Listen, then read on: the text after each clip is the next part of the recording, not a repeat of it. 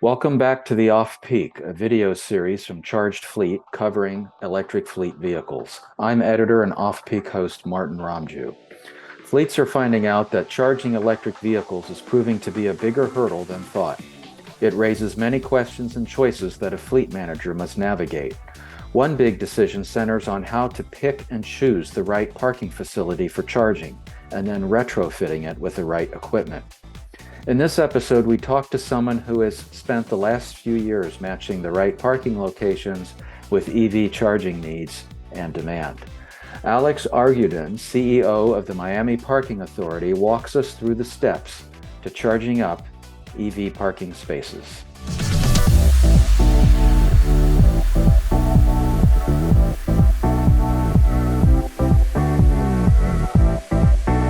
All right, Alex, thank you for joining us on the Off Peak. Good to have you.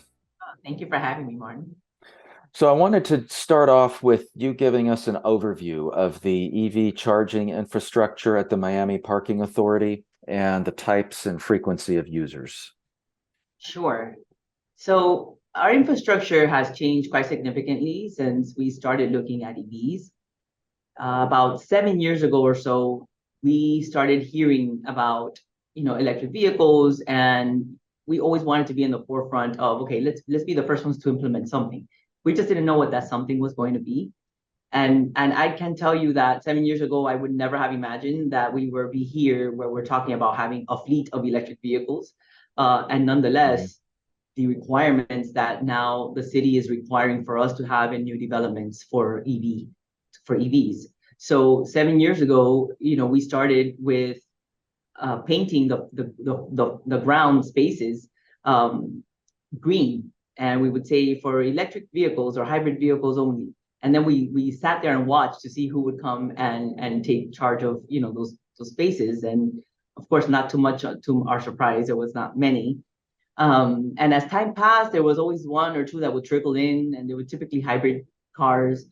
And we said, well, maybe if we put a charging station, maybe somebody else would come in and they would use it.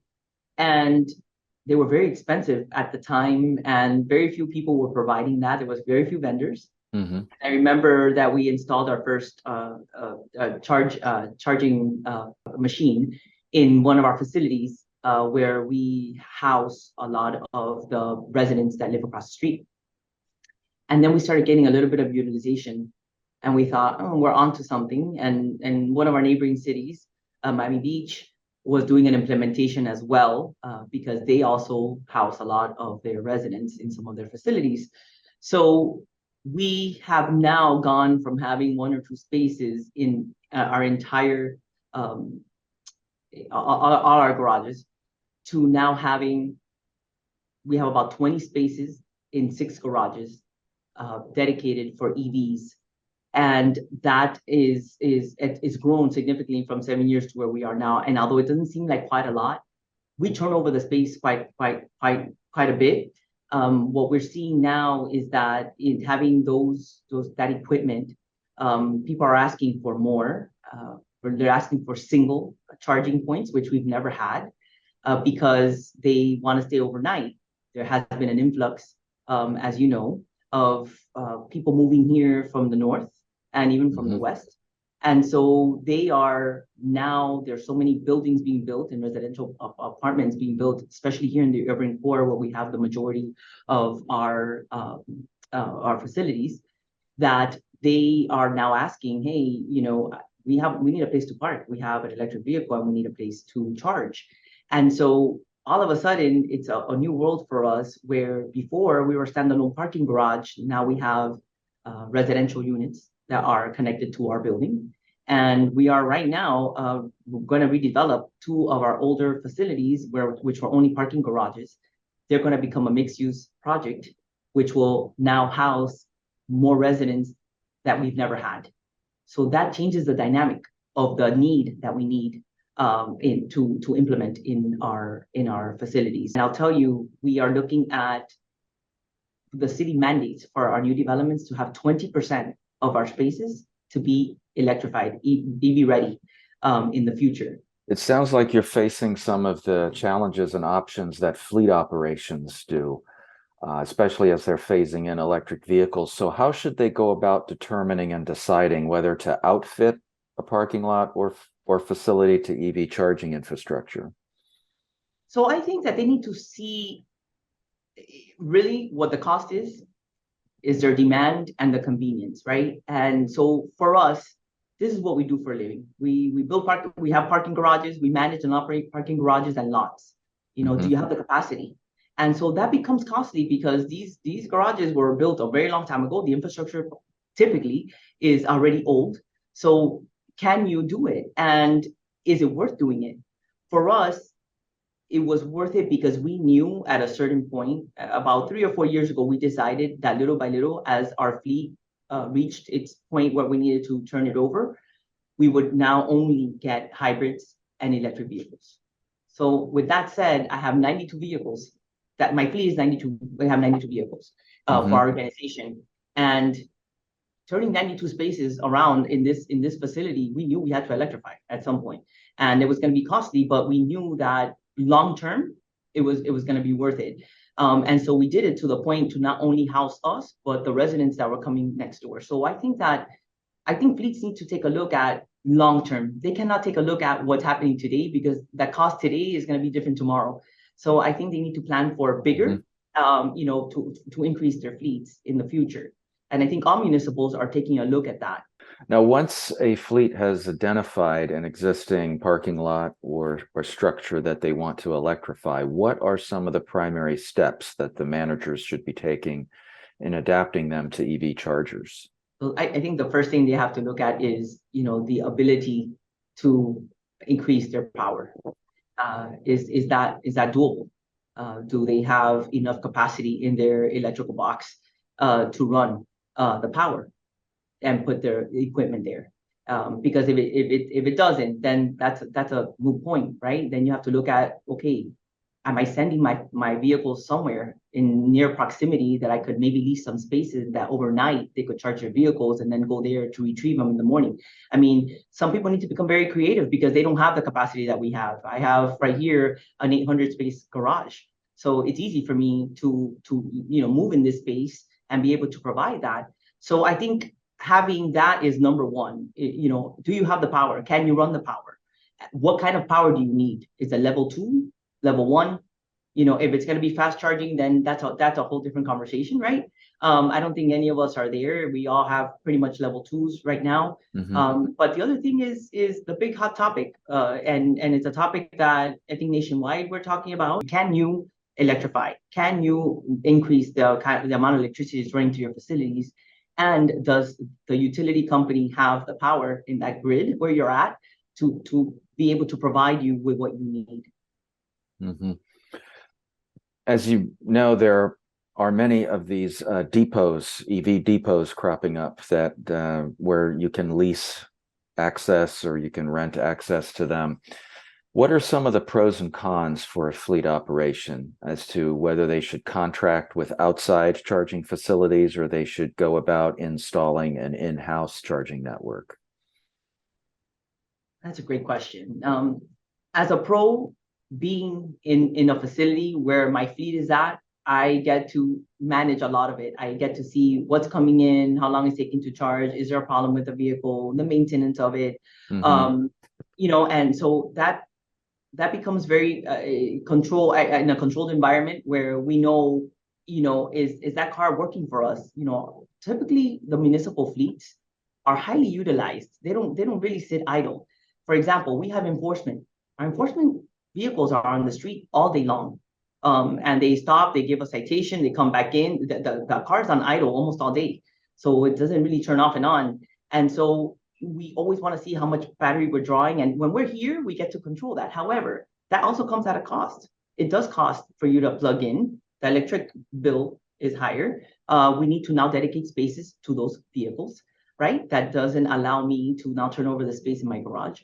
Would it be easier for me or cheaper for me to lease from somewhere else, go there at night, know that it's charged, send my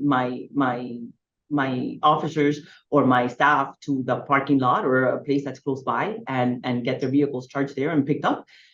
that may be an option for some people that may not have the money, because I luckily I'm able to do it, but there's a lot of smaller cities, Martin, that don't have the budget to do that. You mentioned working with utilities. If you have a fleet operation which has a plan to phase in electric vehicles, how do they communicate or begin working with a utility to make sure that they have the power sourcing for the EV chargers, especially if they're in an area or facility that does not have all of the electric sourcing that would be needed? It's a little bit of a power struggle sometimes with our utility vendor, because they also want to be in the EV charging, station place. So Mm-hmm. they're competing also with the vendors, and not only for the actual stations, but also they're the ones that provide the power. I think communication and being able to communicate with them what these projects are looking like. Before, we never had to bring for a project the utilities in for a meeting on what we were doing. You're just running power. You're powering your the garage or the mixed use project, and then you're done. There's typical power that runs through there. You pull a permit, you get the electricity pulled through, but now you're talking about adding a load to a grid that may not be able to handle it. So now you're finding that as part of your permit process, as part of your project, when you're talking about a project, you got to bring them in from the get-go, so that you know that if you're planning for this, great, that I could electrify my building. And if I turn the power on, what happens? Am I going to knock the power out? Do they know that I'm only using level 2? How about if I want to do fast charging tomorrow? Which is always my question, and when you talk about Teslas, for example, that you have the fast chargers, Mm-hmm. that's very different. And I remember, being in very extensive talks with Tesla at the time, that they wanted to put about 10 stations, but it was all fast charging, and we couldn't do it because we didn't have enough power where we were to be able to provide that. And so I think that was the beginning of the conversation. This is about 3 or 4 years ago. Now, bringing them into the fold is going to be very important. People need to realize, and I think in any government entity, that we could actually have the conversations. I think it's actually easier for us as a government entity to your utility provider than it is for like a private developer to be able to talk to a utility provider to say, hey, this is going to come. Now, when you look at the progress that you and the Miami Parking Authority has made on in getting the chargers installed, what were some of the most valuable lessons and unforeseen challenges that you faced when setting all of this up? If you could share that with fleet managers who are about to go through what you did. So valuable lessons, I think, was definitely not knowing what it took. We jumped into it thinking we're going to provide this as an amenity, and then we could check off the box and say we have a charging station at our garage and be done. Mm-hmm. And then we figured out, oh, this is not as easy as it seems. Are you ready to do that? And in life, you learn what you do know and what you do well, and then you learn what you don't do well and what you don't know, right? And I think that's very powerful.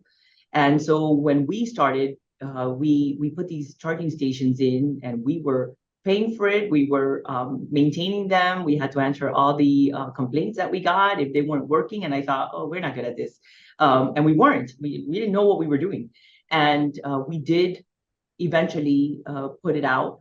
We did an RFP. We went out, and we wanted a turnkey operation where the vendor does everything. They provided the equipment for us. They did the maintenance. They are the ones that were responsible for any complaints if something wasn't working, any upgrades. And I mean, everything has advanced so much since we started this program, that now you even have screens where you can generate revenue off advertising, right? And so we were providing this as an amenity to the users, but now any little revenue that we make, we typically make off of that. And it's been a successful program. We're still providing it more than an amenity than anything else, I would say. But if that's what you're looking for, there are opportunities for you to be able to generate revenue. I do think that there are pluses for you to plan for the future. Our job is to provide public spacing that now is being taken up by these spaces. So it's kind of a balance, Martin. And I think fleets, to me, it was worth it. If I could have done it all over again, I would still do it here today. And quite frankly, I think that I have a responsibility in the lots that are public lots to also provide some EV charging for the public to be able to use off offsite, um, because there are cars that I think there's a barrier for fleets to exist or to continue to grow because there's nowhere for them to charge, right? And I think the barrier is that charging point. And so we feel that we should provide that. And so we are working with a lot of these vendors. And you know that there's a lot of infrastructure money coming down. We got to prepare for the future, and the future's here. And I'm seeing it more and more in our facilities. The utilization of these spaces has increased, has twofold increased. And it's crazy how they say, you know, by it's going to increase by the year 2050. Yeah. Yeah, I just thought of a real quick bonus question here, but how do you ensure that the chargers are reliable most of the time, and how do you minimize maintenance downtime? So, great question. We have an app that tells us, apps tell you everything, right? Hmm. And so, not only does it tell you, hey, there's something wrong, it's offline, or it needs to have maintenance done. As part of, and I recommend that everybody looks into this, as part of our contract, it's required for maintenance to be done on a regular. And it's your responsibility to audit that and make sure that that's happening because you're providing a service that people are relying on, that you're selling to the public, that you're telling the public, come park with me and charge your vehicle, right? And so we do have a way for us to know how the systems are working and if they're ever down. We also know that one of the things we wanted, because we are in a public parking garage, was for people not to park there all day long. So we wanted them to turn over the space so they get notified once they have been fully charged. They get notified through a text message that their car is fully charged and then they have a certain amount of time to come and move their car. So for a fleet, you don't have to have that option, but I think municipals and you know different municipalities, different cities should think of not only providing for their own fleet, but for the public as well as a revenue generator or as an amenity, to have people park with them, and then make sure that they have all these options you know to signal to their customers when they have to move, a charge has been made. So I think everybody needs to be responsible. I think you have to educate also your staff and the people who are using these vehicles of what it takes to maintain them. All right, well, that's certainly a lot of good advice, and I know we could probably talk a lot longer on it, but thank you so much for joining us, Alex, and we'll definitely be getting into this topic more. Thank you. Thank you so much, Martin, for having me. I really appreciate it. Anything I could do to be of service, please contact me. All right, will do. Thanks. Thank you. Thanks to Alex Arguedin of the Miami Parking Authority for some valuable lessons on EV parking and charging. Remember to follow and connect with us on social media, subscribe to our YouTube channel, and sign up for our weekly Charged Fleet e-newsletter to stay up to date on the latest EV industry news. I'm Martin Ramju with Charged Fleet. Thank you for joining us, and we hope to see you again here on another fully charged episode of The Off Peak.